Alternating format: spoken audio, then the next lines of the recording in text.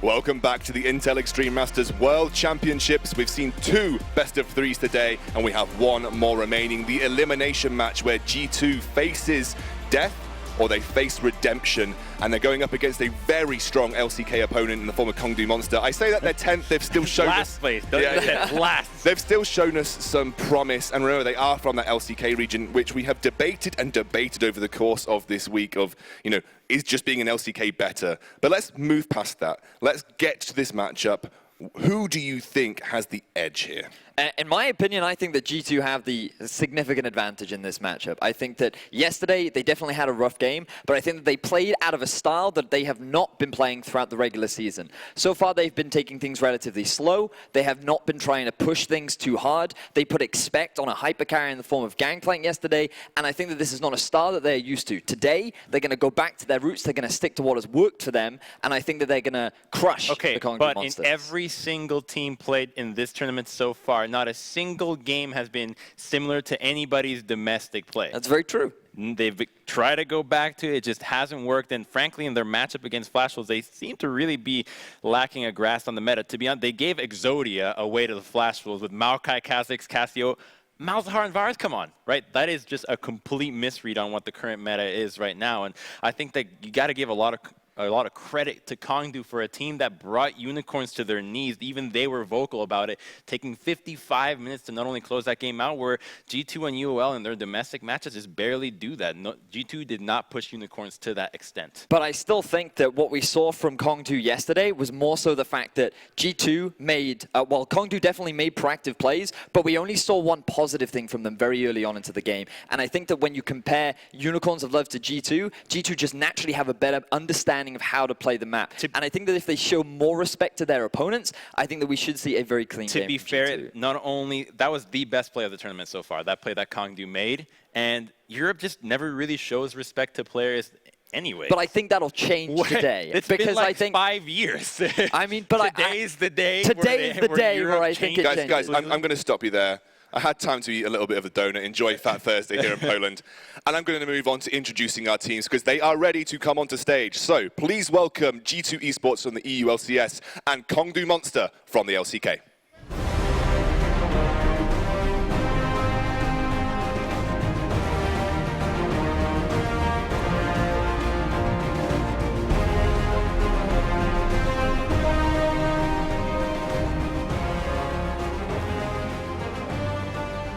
Now, Vedius, being an EU LCS caster yourself, you will have obviously high expectations of G2. You know, we know that they are better than what we've seen so far in this competition.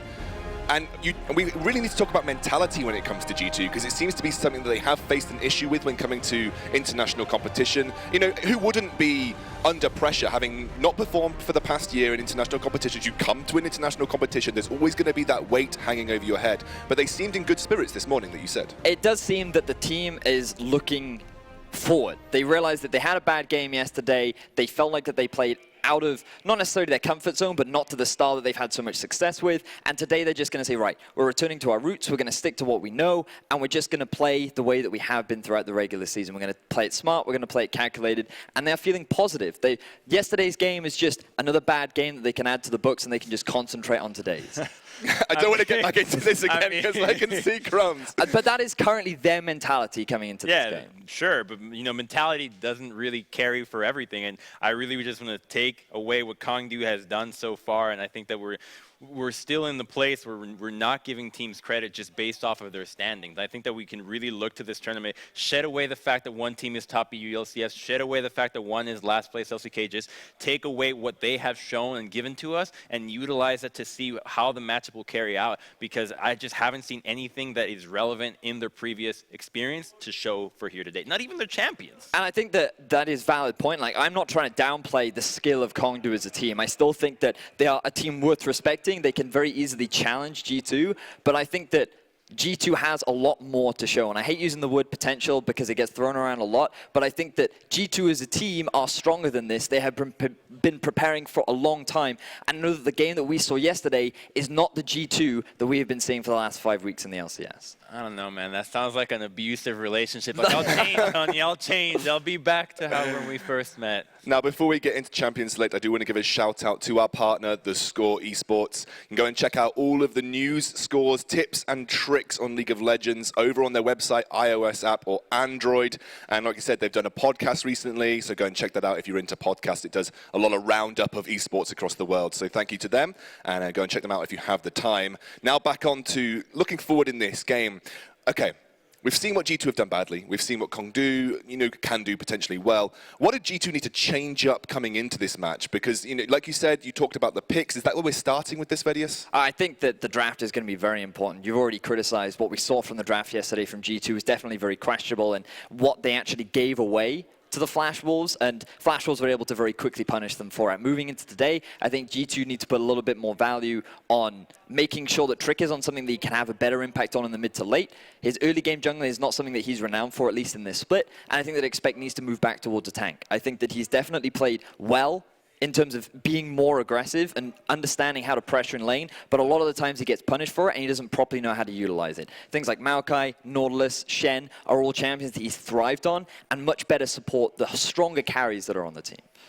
I mean, I think another issue with the draft is the fact that you're giving away a lot of picks that have so much control in early wave, which is one of the topics that we discussed with Frostgurn previously, that when you give away Varus, Malzahar all the time, like these two picks in the bottom lane, you guarantee yourself having a lane where you can create action because you can harass, because you can push the wave. You get priority to roam into other sides of the map, particularly the jungle, and then you couple that with the Rengar pick, which for some reason keeps having all this high priority. Even the Flash Wolves kind of sucked with it, to be honest. Plus the mid game, he didn't really do a whole lot. Sure, he had a great early game, but we saw the flaws of the champion come late game, and the late game scaling is more reliant now on your carries, on having those Corkis or those mages and long range AD carries in the mid game, or these tanks, whereas a pick like Rengar just loses that viability because it's built wrong in the terms of like people are going half damage, half tank, and it's not really doing anything, as opposed to committing, we just need another frontline pick. So let's shake things up here. What did Kongdoo need to do to sort of get the advantage over G2 here? Because I remember talking about Kongdoo right at the start, and you said they are good when you get to a team play situation, but individual skill-wise, they could be lacking. I mean, we only saw one game from them so far, and I think that one of their struggles was that, well, their composition was a little bit too easy to pick into. Like the Zyra pick from Unicorns basically completely thwarted the engage from them, and so we're just going to jump right in to see what they have to offer with the Shen ban coming right away out of Expect, kind of giving them the benefit of the doubt being a bad Shen games out of Europe, because the pick is still very powerful. Elise and Maokai come through as bans here for G2, so they don't want anybody getting hold of that Maokai now that Shen is off the table also. And at least that seems to be targeted towards the Asian teams, the LCK teams, a little bit more than we see, because Europe don't generally like to pick that up. Camille actually being respected here. We've seen teams varying their Camille representation in terms of bans, but Kongdoo taking that off as second ban. Now, what's fascinating is what Kongdoo looked like to round things out, because G2 are likely going to leave both LeBlanc and Varus open, with the anticipation that Kongdoo actually look to ban away the LeBlanc so that G2 can pick themselves up the early Varus. But if Kongdoo choose to leave both of them open, that's going to force G2 into a decision where they either put perks on a snowballing hypercarry in LeBlanc, or they allow G2 to have the Varus. It depends if you feel like you want the... what I was thinking about in that situation was that do you like Varus more than you like LeBlanc? Do you think you can deal with Varus? Because LeBlanc has been 100% banned, right? She's already banned, so we don't have to worry about her. So I do want to see G2 take this Varus, and they go for it right away. No AD carries have been targeted, but you do get the kind of the strongest AD carry right now, or at least within the tournament so far. Jace, however, is still up for Kongdoo, but they don't have to pigeonhole themselves into that. Giving up Varus and Jace in the same composition, while it might be very strong, you can play against it because of the very specific comp it brings. You could look to actually, I was going to say early rotate a jungler here if you're Kongdoo, because now you're actually giving a bit of freedom for G2. I wouldn't actually be surprised if they look to go for a Kha'Zix and a Tahm Kench here, because during the regular season, what G2 have been willing to do is sacrifice lane presence in order to have a better mid to late game where they can look to force more proactive plays around the map. Mithy is a kind of guy that will spend a lot of time with Sven early on into the game, but when he sees an opportunity, he'll roam around the map and force those plays to better set up for G2 in the middle. Oh, wow. An early Rumble lock-in here for G2 sends a message for what they want to achieve. However, if Kongdoo has done their research, they would know that Trick has played Rumble in the jungle, so this does count as a flex pick, which is really powerful considering that it's taken in the first rotation, which commonly sees bot lane and jungle being taken right away. So I think it might be safe to assume that it's likely a jungle pick, although with the combination of Jace, Rumble, Varus, this is such a tremendous amount of long-range burst that Kongdoo will really have to draft some serious engage to deal with this. Well, Syndra comes through, so they're going to leave their jungler in top lane until this next rotation. G2, again, like you said, the flex picks, it's difficult to know exactly where they're going to go with this, although Kongdoo are pretty confident that Rumble's going top because the jungle bans are coming through.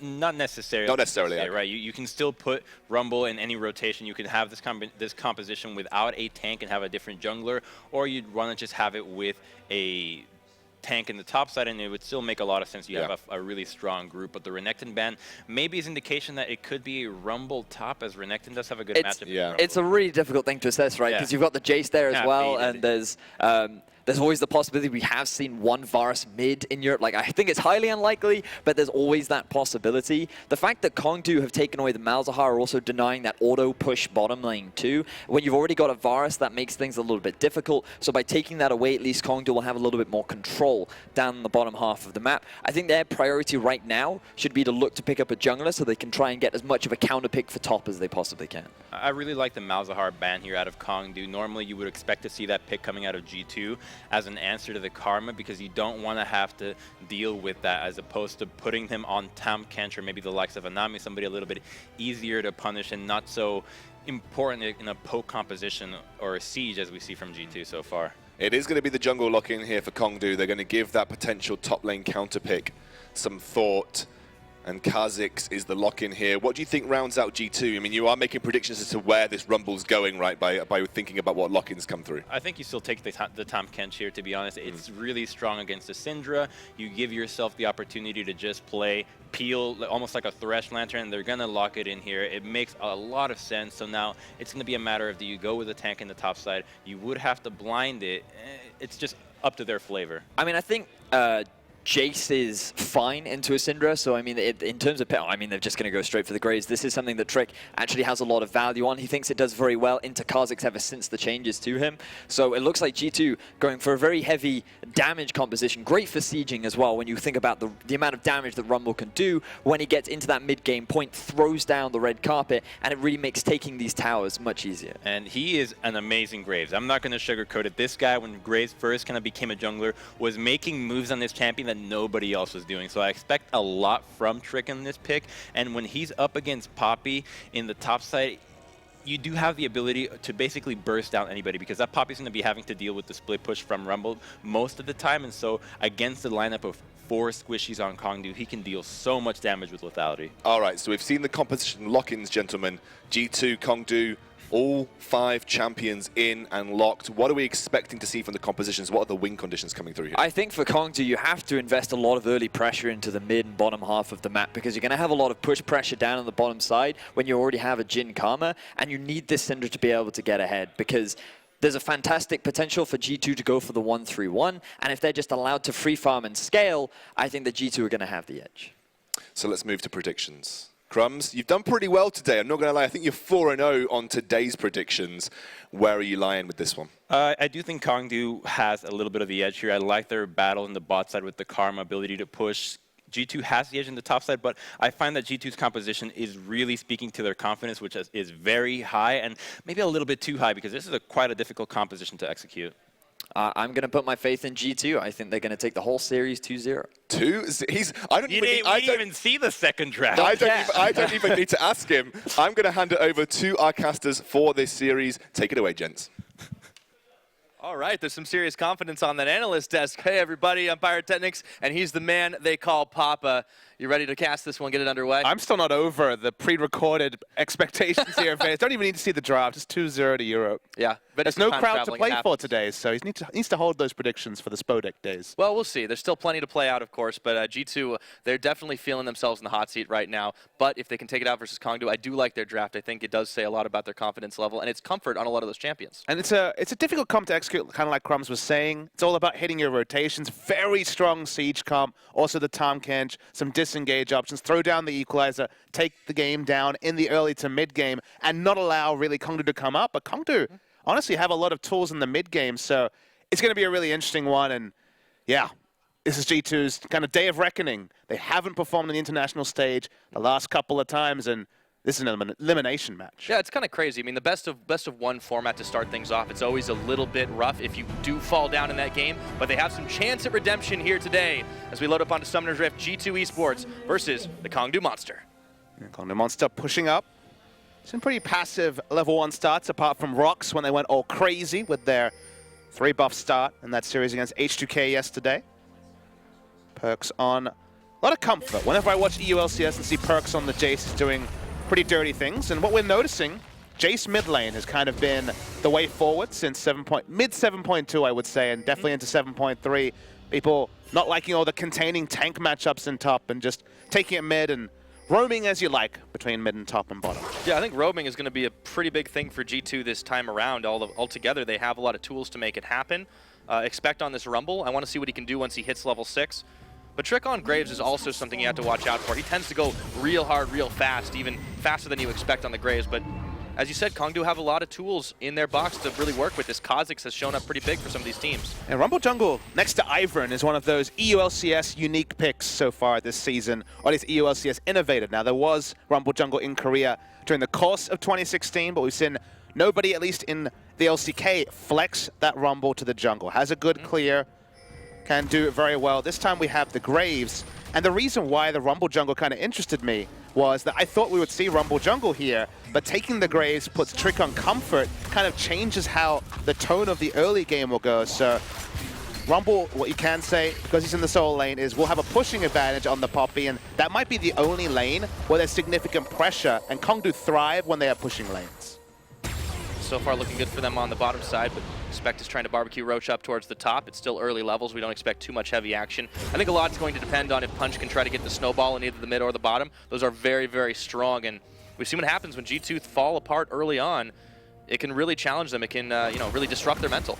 And what we want to see from Kongdoo is playing around mid to bot lane, because they're going to have the push, or they have the option to push and mid and bot early, allow Punch to roam. Whenever Kongdoo actually has Punch invading and contesting the enemy jungler, that's when they've actually looked strong. They even had a start like that in their series last time out, but eventually were outlasted in many ways by the Unicorns of Love.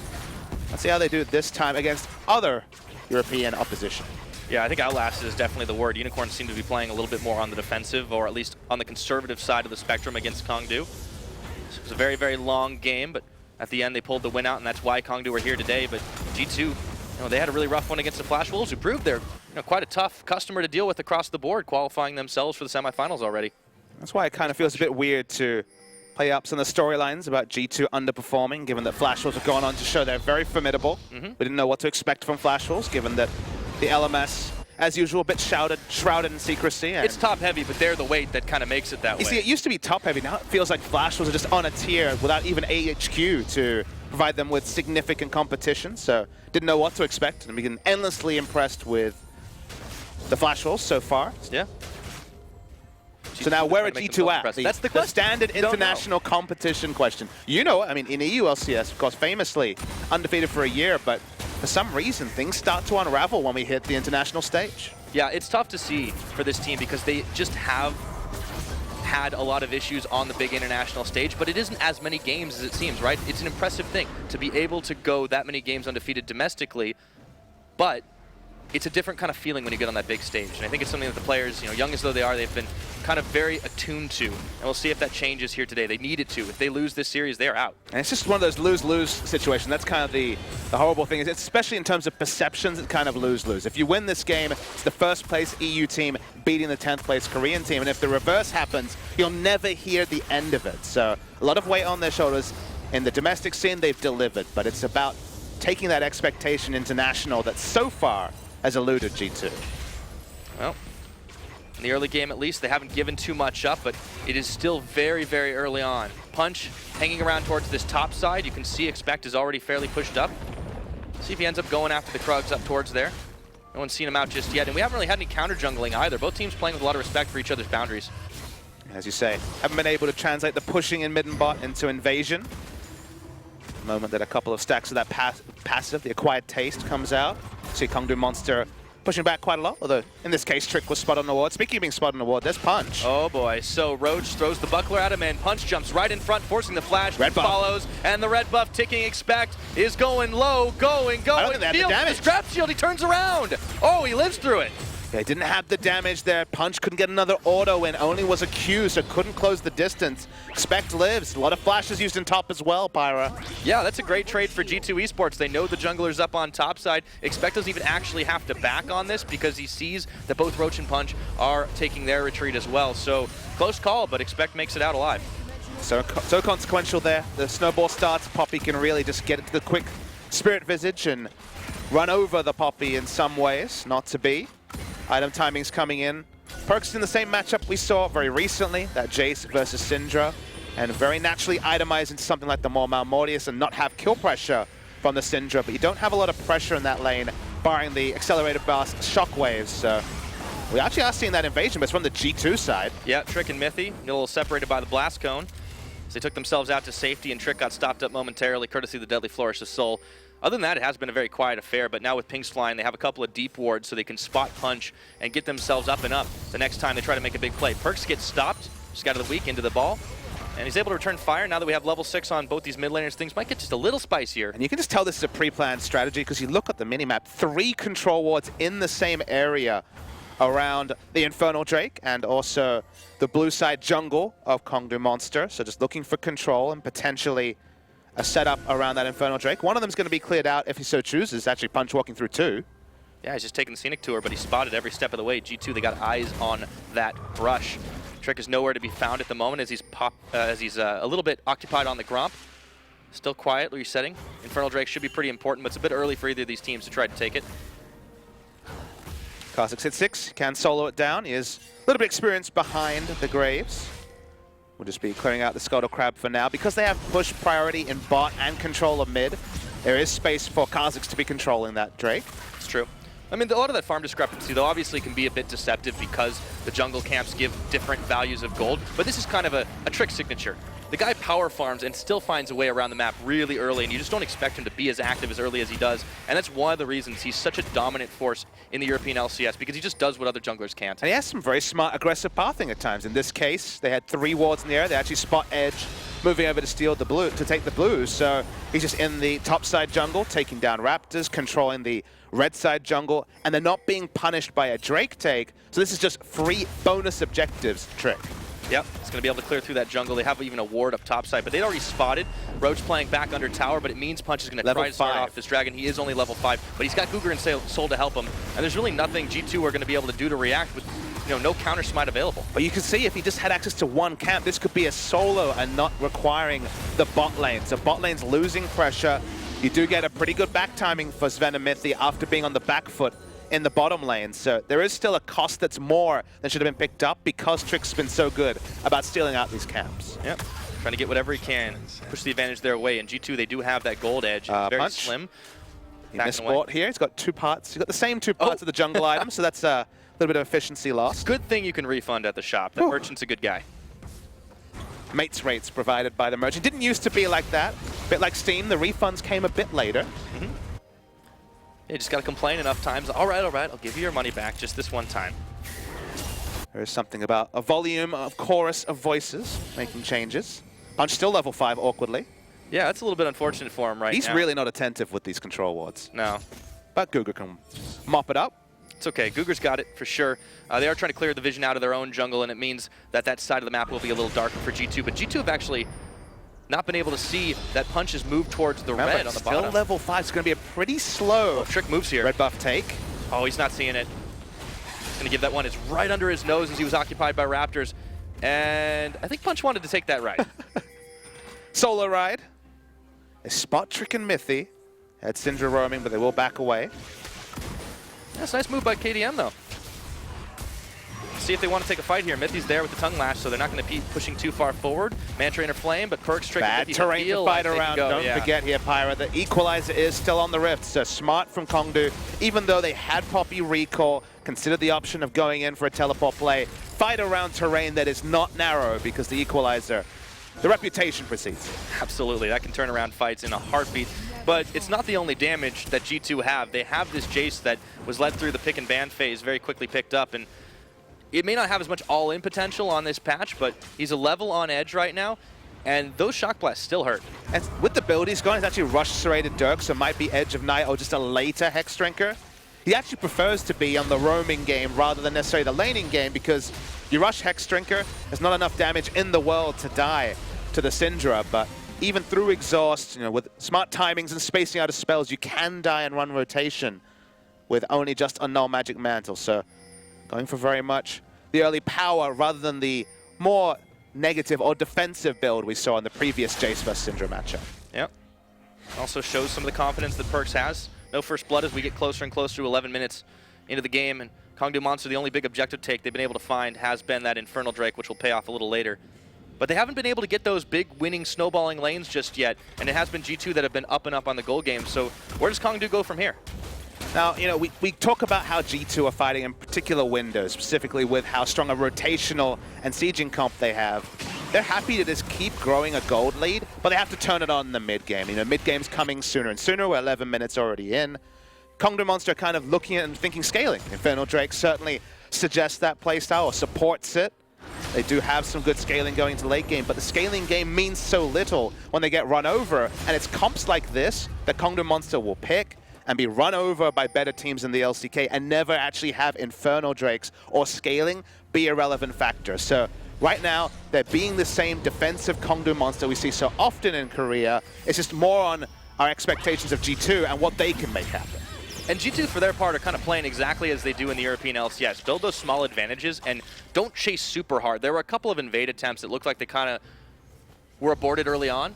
And that's because G2 doesn't want to go for the 50-50s, even the 60-40s. They want something that is secure, that they know they can get kills and rotate into an objective. And they're playing this much more controlled, so they're clearly in the comfort zone for this game one. And the jury's still out, you have to say, on whether that actually is the tonic to succeed on the international meta. You have to imagine that's why they've done it. They've gone back to basics, playing long games, no mistakes, trying to push through. And certainly SKT as a team, you could say, at one point, played this no mistake methodical strategy, which not always easy on the eye, but analysts can watch and go, okay, no mistakes, very nice, very clean. Well, as soon as we say no mistakes, Mithy is going to get himself caught, has to pull the gray health up, and even without the curtain call, it's first blood to Punch. Fourth shot doesn't register onto Sven, so Punch won't be able to cause the distance. We talked about no mistake style. That was certainly a bit of an overextension here from the Tahm Kench. Flash not enough to get him out. I don't care how tanky you think you are, Mithy. It just cannot go that deep without a whole lot of backup. But credit to Kongdoo. They really collapsed around. They had the vision to make it happen. And honestly, Sol, he didn't even need to ult there, but I suppose it helped that he was able to get the assist off of it. Well, just to finish off the point about the methodical style, the jury's out on whether that actually works against some of the more aggressive and assertive teams in the world. SKT suddenly got more assertive when they picked up Peanut. KT have had some very explosive early games. Oh, Edge Force super low in the mid. You need to be decisive. You need to make quick calls. And given the team comp, that's what G2 needs to do this game. So it's good to see them grouping with Trick, pushing lanes, and trying to take some early objectives. Yeah, trying to force their way in there. I mean, they have great siege. There's so much poke available to this team. And it seems like it is relatively well balanced because they have a lot of damage. If they can get catches off, they can engage well. But as we saw, not a whole lot of tankiness. Their main front line right now is Mithy, and he's going to need quite a few more items as the support's harder and harder to find the proper stats for battle. Not knowing that Trick does also evolve into what I guess will be the true frontliner of this team. It's weird to think of a marksman or ranged AD as a frontliner, but ability to continuously quick draw forward and build into things like more Malmortius, Edge of Night, items that have damage and also give at least effective tankiness means that if you can power farm, you can be a frontliner as Graves, and they need him to be. Rumble, again, pseudo frontliner. If you can overheat with the Zonias, he's occupying space in the front line, but certainly not going to be super tanky. And Mithy's on a budget with the Tahm Kench. Might be a little thinner than Tahm Kench usually is for sure. So Trick done double duty is going to help out this G2 squad. Be a while before it gets to that point. Triple AD, that armor pen, or rather lethality, is going to come in handy as the game goes on, as it scales up. So it changes from the beginning of the season. But as we're 15 minutes into this game, there's still only 1 kill on the board. It has been a much quieter affair, only with Mythic getting caught out a few minutes ago. And it's basically the pushing lanes, doing pushing lanes things, getting a gold lead throughout pretty much sheerly CS. You can see a really big lead in the top lane. That lead would have been smaller if that first kill came through. That was oh so close. As Icon, speaking of kills. Yep, flashes and exhausts on, and Perks takes down Edge. Trick is able to live through, but Punch jumps right back, and to the skies goes Perks for a quick double. Really big turn there. Still Punch tries to go in, despite the fact that he had that slower level 6. Thus, he is 1 level behind. Can't mop anything up. Soul and Guga might stop a turret from going down. That's a big snowball onto Perks, and exactly what G2 needed. A whole lot of gold in their pockets, and the reaction time from G2 to be able to make the play, pull the trigger on that, and Edge, he blew all of his summoners to try and stay alive, but unfortunately it was G2 that had it.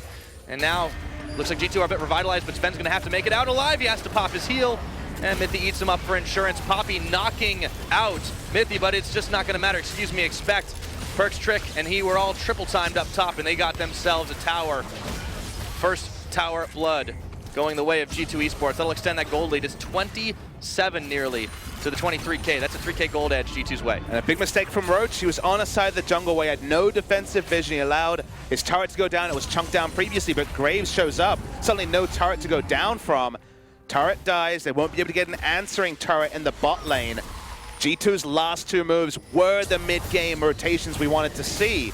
And suddenly, out of nowhere, a 3,500 gold lead. And a bunch of it is on Perks right now. So we got that big double kill with some help from Trick in the mid, but then he rotates up top, and Punch just honestly didn't know what to do. He got his ultimate out, landed it only on Expect, and that was the end of that. Now this item spike's starting to get a little harder and harder to deal with. Expect has his Leandries finished.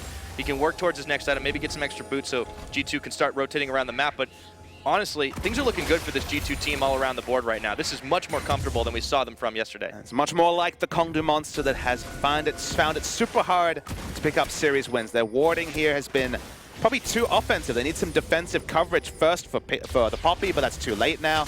And now more and more defensive coverage because we're going to see G2 cut between lanes. Already saw it once from Perks, now also going to be visiting the bot lane. They never got the turret bot to justify all the pressure they were being put on, and certainly no CS lead. They're in fact in a CS hole in the bot lane, despite all the times we've seen Sven and Mythy escape on low health. But they haven't really got any purchase for their early game, and G2 is really starting to turn up the acceleration, no pun intended for Jace, and find some more turrets. If they take the 3 out of turrets pre-25 minutes, G2's on course for this game. Absolutely.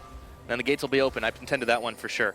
Mountain Drake on the Rift. This is going to be a big prize for G2 to try and knock those objectives down faster, but they're occupied by clearing vision, making sure they establish some of their own, and not pushing too far into territory that's contested. Kongdoo Monster are pushed around this bottom side jungle, so it is dangerous to try and start the dragon up. Calling it contested territory implies that Kongdoo have setups that can allow them to punish G2, and I don't think they have them. Poppy doesn't really have a teleport ward to come in, so he's going to walk and try to front door here, the Poppy, which doesn't really work against all the good disengage from the side of G2. Poppy's going to return top with no real ward coverage herself, so G2's running the game. Sure, there's wards down, but they're not contributing to anything for the side of Kongdoo Monster, and I just feel like I've seen this a few too many times before, Pyra. All right, well, stop me if you've seen this one, because it looks like G2 are knocking down another tower. They should be able to turn all their attention towards the bottom side. Let's see what they do. The ultimate collateral damage does not land on Punch, nowhere near him, in fact, but they still are able to knock a shock blast out of his health bar. Yeah, Trick had already hit level 11, so I was hoping that the recall was a bit advanced from Edge, and would have certainly been very close to picking up the kill, given that Edge was around 300 HP at the time. Suddenly, too. But this is the only lane where G2 kind of had to hang back. We saw Mythy die in an invasion for wards, and now it's going back to kind of norm of a Varus lane. Tyr, Youmu's, Serrated Dirk, getting the push advantage. Jhin himself doesn't have a lot of pushing, needs the karma. Really relies on the karma to equalize lanes. So 3 out of turrets. I said 25 minutes, it's 19 minutes. So we're really hitting those timers, and G2 fans should rejoice because they're in full control of this game. Yep. It's the redemption series for G2. For all the times they haven't been able to step up in the international stage. It's very early to call a series, obviously, but this is a great start for them. And honestly, for a team that runs on the confidence like G2 does, this can carry over into game 2, but they obviously have to close this one out. Kongdoo Monster still relying on that scaling, but seems like they need to really slow this pace down. And excitement, I think, for EU fans is this is EU LCS G2. I've seen these games before. Just like I said, I've seen Kongdoo struggle in this way. It's nice to see G2 playing the same sort of ordered League of Legends that has been a highlight, really, when you're watching EU LCS. So it's good to see them finally get there. I mean, they couldn't play their game against the Flash Wolves. They made some uncharacteristic mistakes, specifically Sven dying in just a 2v2 in the bot lane, sending them behind. So Yeah. that hasn't happened this game. It's been much more business as usual. And now Kongdoo are really starting to invade into often areas where they don't have vision. They're going to lose objectives. And if they don't make plays, as they lose latent objectives trying to really overforce something, they find themselves in a bigger and bigger disadvantage. Yeah, because G2 have so much map control and, you know, they're threatening on the map, it means that G2, like Trick right here, can just freely grab away the dragon, and there's nothing much Kongdoo can do about it. Sometimes the Drakes line up, because it's going to be another mountain for the siege comp from G2.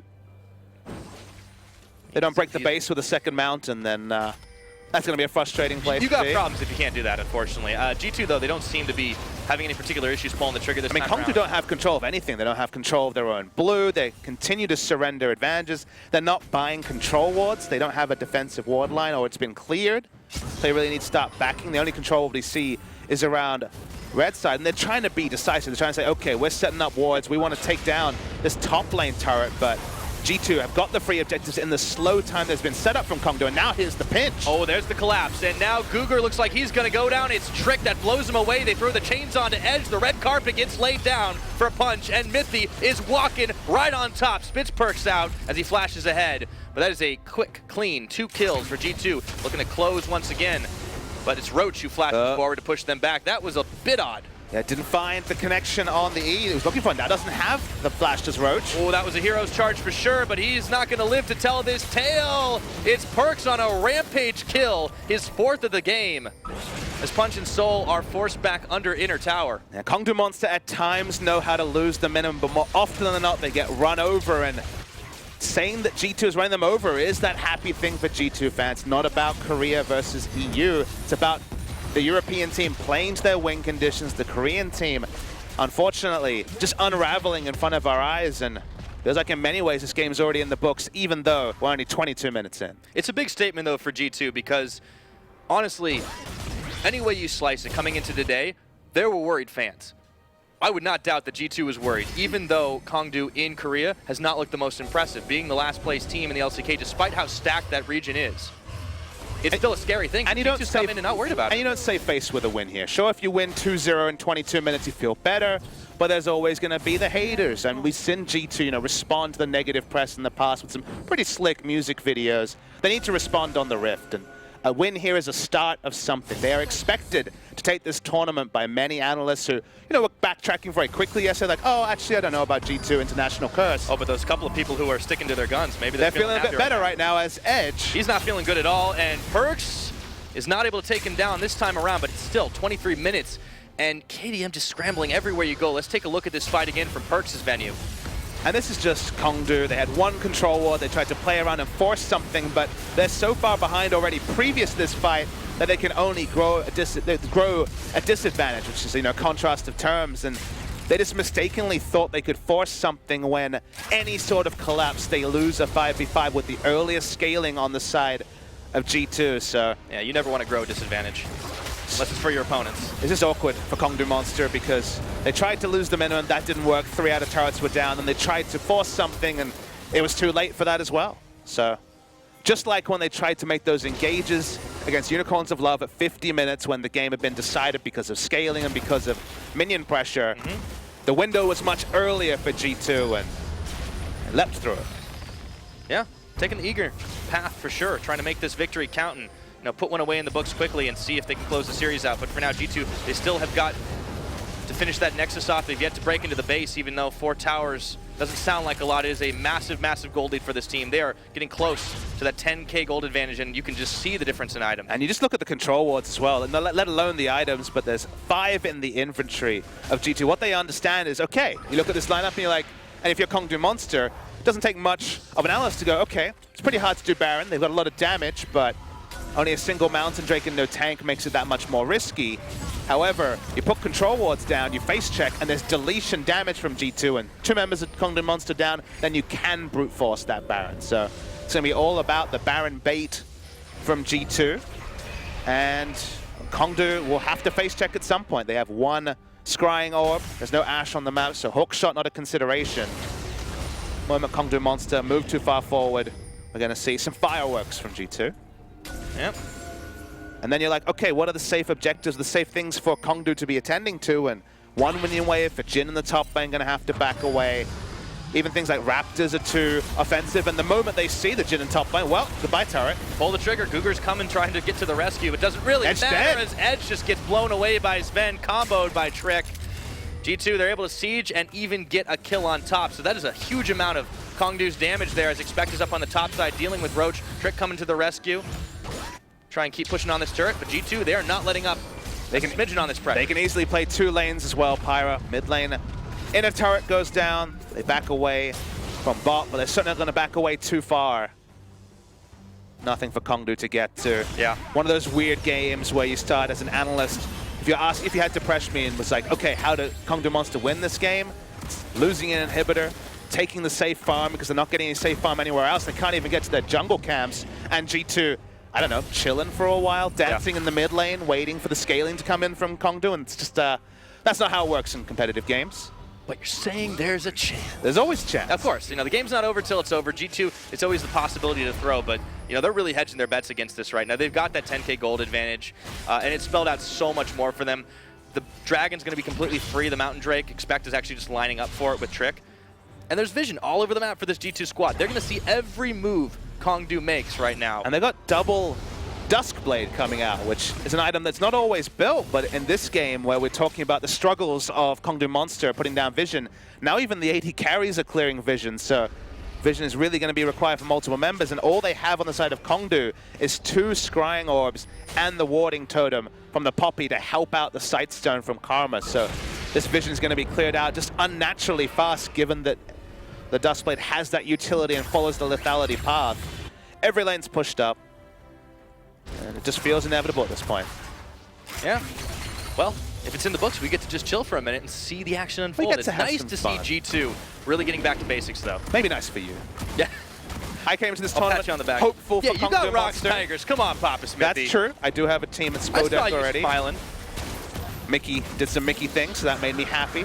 I was hopeful for Kongdoo You did because good Mickey things. There are also bad Mickey things. that's true, and we certainly will still see both of those. Probably not an equal measure at Spodek, but you're right. Still things to look forward to there. Whoever you're a fan of. That'll be good. I used to cast him in LPL. That was always a treat. Trick's going to flash forward. Oh. Slight miscalculation on the Burn. damage, but Perks follows through, and he forces the flash. Still gets the kill.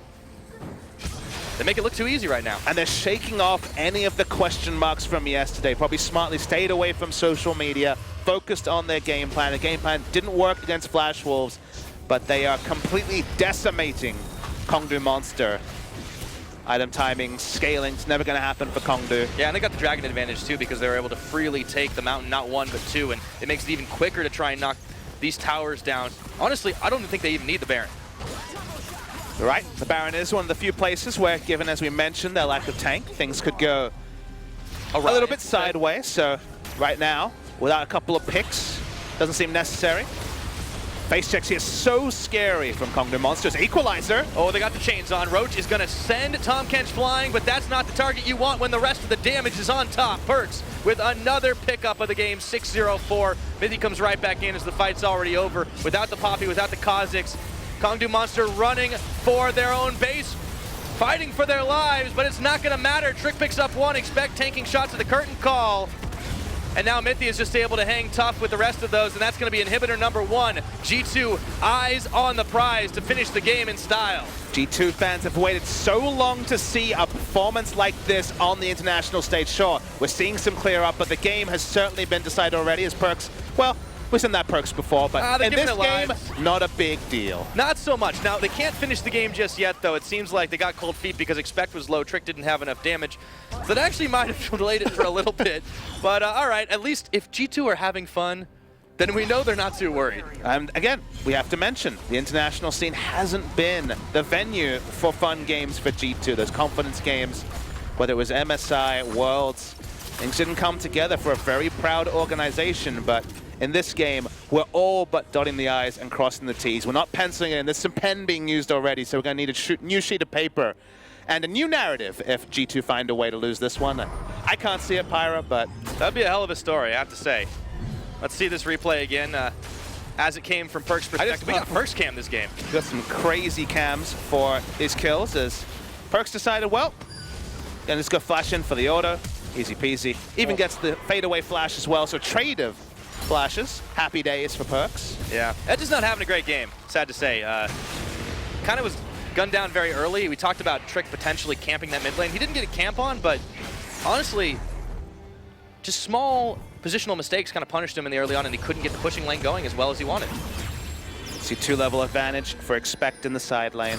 Not often does Rumble have the lane control this late, and hey, Trick's here too, so maybe a kill to add on. Yeah, Roach is going to have to flash it. Even the Gromp's helping G2 this time. But Kongdoo Monster have gone for a desperate Baron charge. However, Cougar might be eliminated before anything can happen. It's Sven and Perks just on the Baron. They've cowed Kongdoo inside of this. Punch looking for the kill onto Sven. He goes in Fizz and tastes his fear. Takes him down, but meanwhile, the Baron's been peeled off, and the rest of Kongdoo are going down. Perks, you had to assess both of these threats. They only got one. Perks ran wild with so much FUD AD and lethality. Just Smithy there to watch as his mid laner blew people away. 8-1 and 7, 100% kill participation for the Jace, but plenty of people smiling on the side of G2. Nexus exposed, should go down pre-32 minutes, and hey, G2 fans, your team finally won a game in decisive fashion on the world stage. Look at the relief on their faces. Yeah, as well. that is a team that just realized, okay, we can actually do it the way it works in the European LCS. They're not too far from home, fortunately, but they finally managed it. Now, they got to be able to close it out for the series. A lot of queries, it feels, were answered, but of course we have to mention it's answered with an asterisk. It's a game win, not a match win. Now, of course, you could say they lost a best of one, now they won a best of one. The series is still a best of three. It's still an elimination series. Kongdoo look a bit shell-shocked on their side, it's worth noting. Probably didn't know what to expect coming into this week. They were very much focused on trying to find their first match win over in LCK. Were able to do that in the last couple of weeks, but there was for once that class divide between teams. We finally felt first place EU versus 10th place Korea.